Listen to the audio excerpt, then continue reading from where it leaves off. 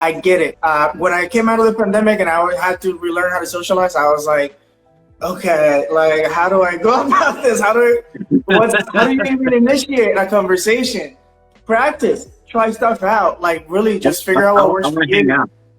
Yeah, it's Do you want to hang out too?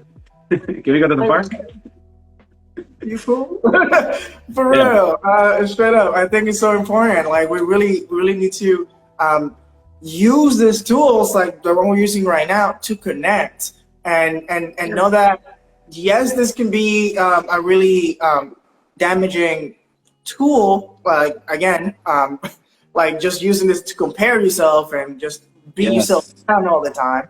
But this can also Yes. be a really transformational and empowering tool that allows you to connect to people from all over the world.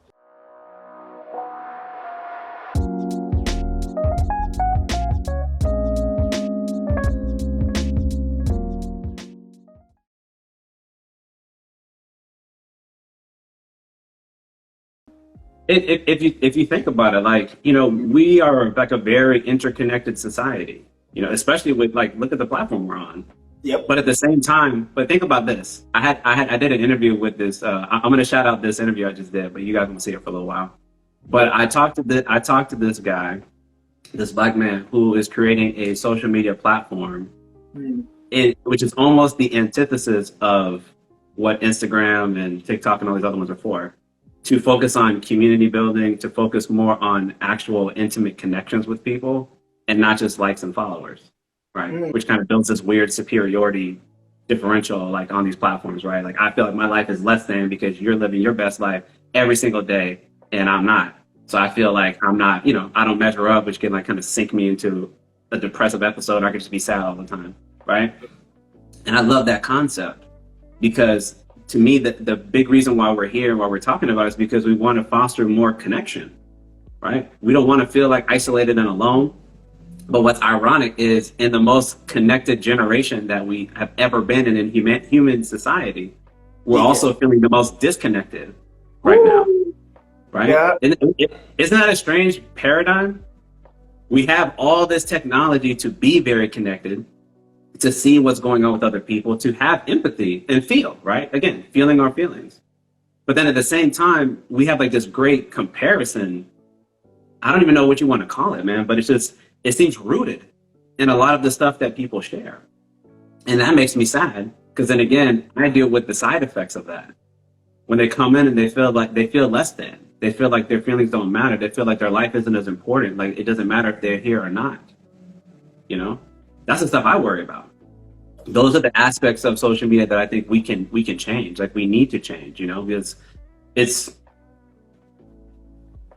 so important, especially, we didn't even touch on this part, man, for the young folks. Mm. I will make this one last point because this is something we were talking about for a while in that interview. It's for the young people who haven't even formulated their identity, right? They don't even know who they are. Let's go into this for a second. If you indulge me, if you will. Let's do it. Let's do it. So if I'm a young person, I have an 11-year-old, but let's just say they're like 13, 14. It could be a young man, it could be a young girl. Who cares? Either one of them, equally susceptible, equally vulnerable. And what are they seeing? Back in the day, not to age myself, but like before a lot of the social media, you were able to engage with the people around you. Oh, okay, Giselle's a 50-year-old, so she understands. You only thought about the people in your immediate environment, right? The people you went to school with, the people that were in your neighborhood, all that kind of stuff, right? Now you're comparing to everybody else, not only in your city, in your state, in your country, in the world. You're looking at all of that. It's a great way to feel less than. It's like, damn, Carlos is living his best. Man, this brother is doing handstands in Arizona, out here hiking, just meeting people. I can't even get out of my house, man. Mm. I don't even want to leave my room, And that saddens me. Because instead of that being encouraging, like, yes, he's out here doing it. I know him. I want to go do something like that too. I'm like, no, I guess I'll just kind of sit here, and that really bothers me. So when this guy was talking about creating this platform, I'm like, man, that sounds great. Like sometimes you need, and this is what we talk about in therapy, you need an alternative viewpoint. This platform this brother's trying to build sounds like it could be an alternative social media platform to give us more connectivity with each other, genuinely. Not the we just text, we just follow, that kind of stuff. To stop this comparison complex, whatever this is that we got going on. You know, I don't want that to continue. But for the young folks, going back to that point, they don't know any better. Their worldview is literally getting shaped in real time, as opposed to us. Those of us are a little bit older. I predated all this stuff, so I don't really care. You know, I can take or leave Instagram and Facebook and TikTok and LinkedIn and all. I can take it or leave it because I existed. I formulated my self-identity prior to the birth of all this. But for the young generation that came out with this stuff, they have the real challenge because they're dealing in this sort of existential crisis of, I'm just like on the same stage as everybody else, but my life don't look like them. Why are they so happy and I'm not? Why does their life look like this and mine doesn't? And that is a real challenge, I think, that we're facing. So to go back to the topic, we need to feel our feelings. We need to create space, especially for young folks, to be able to do that also for those of us that are parents. But understanding that it is a bit different now because we're in this tech digital age. So it's going to look different than what even we are used to. I very much admit I'm still a novice when it comes to all this. I'm new. I'm very new. But we got to learn so that they don't have to pay the cost as they continue to grow and formulate their self and identity and how they connect with others in these types of spaces online. Wow, that's so powerful and such a necessary part of life that we need to understand as we continue to evolve as a species. Like as we continue to move towards a more electronic world, like we need to adapt. And if you're a parent specifically, like all we need to do is continue to work to do our best so that we can provide a little more support for kiddos. Like this is so important. A lot of, like you mentioned, a lot of them are just confused about their own identity. They're having a really tough time, and there's a lot of comparison going around. I want to really piggyback on what you said about connection and isolation, because I think those are two things that are massive right now, and especially in the connection era, which is, you know, a little bit funny in my opinion. But when it comes to isolation, I'm gonna touch on that first. If you feel like, oh, like, you know, I prefer being alone, like this and that, like, all right, I get that. Like, I also enjoy my own company. But let's keep it real. Isolation is literally one of the worst punishments that we can give to a person. So if you're giving yourself, okay, I need a day, maybe a week when I'm just hanging out by myself, or, you know, feeling my feelings, really connecting with myself. But when you're going months, sometimes even years, when you're literally distancing yourself from everybody else, you're literally deciding to punish yourself. So, and I know nowadays, especially with social media, we all kind of forgot how to socialize. And that's okay. But the only way that we could get better at that is by getting out there and practicing. Yes, sir. Being uncomfortable for a little bit. Eventually, like, socializing, you're just like, oh yeah, like it's just another human being who also feels almost every single one of the feelings that I'm feeling. So remember that isolation is massive punishment. If you go to a jail, what's the worst type of punishment? Yeah, isolation box or whatever they want to call it. I don't even know. Like seclusion. Yeah. Solitary confinement. Solitary confinement. Like literally, it's a massive punishment. Yeah. So my challenge to you is to stop punishing yourself, because you deserve better. You deserve love, and you deserve connection. And that connection is really going to help you understand more about yourself and other people, and understand at the end of the day, through connection, that a lot of the time we're way more alike than we think we're different. Yeah. No, absolutely. So definitely just remember that, because I get it. When I came out of the pandemic and I had to relearn how to socialize, I was like, okay, like, how do I go about this? How do you even initiate a conversation? Practice. Try stuff out, like really just figure out what works for you. Yeah. Do you want to hang out too? Can we go to the park? You cool? For real, straight up. I think it's so important. Like we really need to use these tools, like the one we're using right now, to connect and know that yes, this can be a really damaging tool. Like again, like just using this to compare yourself and just beat yourself down all the time. But this can also be a really transformational and empowering tool that allows you to connect to people from all over the world. I was lucky that I grew up in this society where I was in high school, and I have friends in Fiji, I have friends in Europe that I haven't even met yet. Like I haven't even met them, but like I literally just connected with them. We became friends, and I was able to connect across the world with people, with like-minded people, and I realized like, oh, wait, so someone all the way across on another island across the world is also feeling the same things I'm feeling.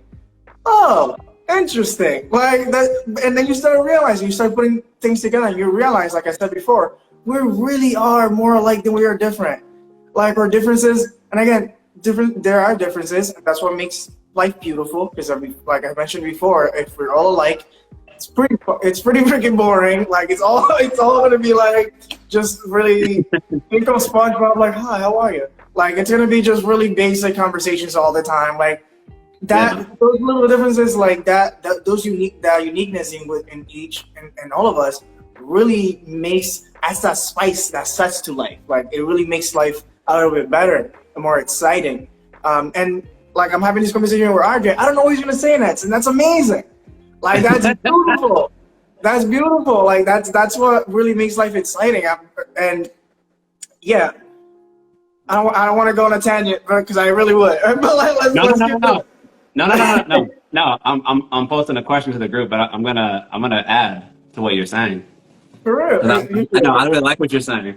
I touched on this one last time because you were kind of bringing it up, right? In terms of socializing and trying to learn to re-socialize. And I always talk about community.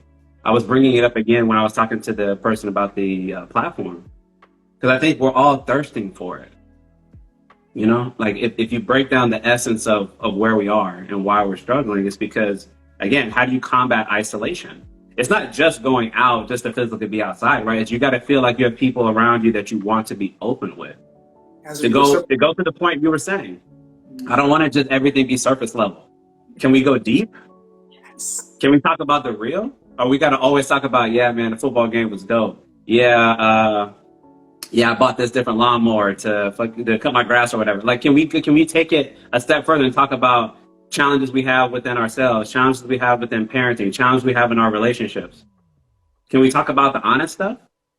And a lot of us don't have that type of community. I'm still working on building my own, because when you're working on your own, it can be very isolating. That's like the biggest thing I've learned, even like, especially during the pandemic, right? So many people have had to deal with that. Is you couldn't go outside, you couldn't talk to people, and you were restricted to only communicating communicating virtually, which is not bad. But to Raguni's point, the isolation is really, really difficult. It's really difficult to learn how to navigate and deal with. So you combat that by intentionally cultivating and creating community. Well, how do you do that? You might start with just connecting with like-minded people, especially using these tools, right? These platforms are tools. They're not our worldview, they are a tool. Why am I making that point? Because I use this platform as a tool to meet the brother I'm talking to right now. I didn't know him prior to this, but this helped. And now look at what we're doing. And now we're trying to foster another sense of community for men, particularly men of color who already may struggle in these areas. But I'm trying to practice what I'm talking about, because I need it too. We all do. Nobody wants to be by themselves 24/7. You don't want, think of it like this is the scenario. If when you want to have somebody around, but you have nobody to call, that's isolation. Because there's a difference when you have a choice, right? If you're like, no, this person hit me up, they wanted to chill. This person wanted to hit me up, they want to do something. But I was like, no, I'm just going to take a self-care day, right? That's different. I'm talking about, no. Carlos walks out of the house, he's like, man, I want to get lunch with somebody. Scrolling through the phone, nobody's answering.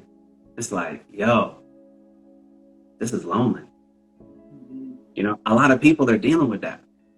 They're dealing with that. Like, you can't, to Christina's point, like, you need people there in different ways so that you can engage them when you need them. I want to talk to this person about what I got going on maybe at work. I want to talk to my family about just sharing some of my experiences. I want Carlos is my activity buddy. He wants to go hike up and down the mountains today. So like, bet, let's go do that. Or go do cartwheels in the park. I don't know. You have different people you might engage with for different things. But the purpose is we have to create that space though, to have that community. But going back to our topic though, if I get a really good community that I can be real with and honest with and vulnerable with, what else do you think I can do?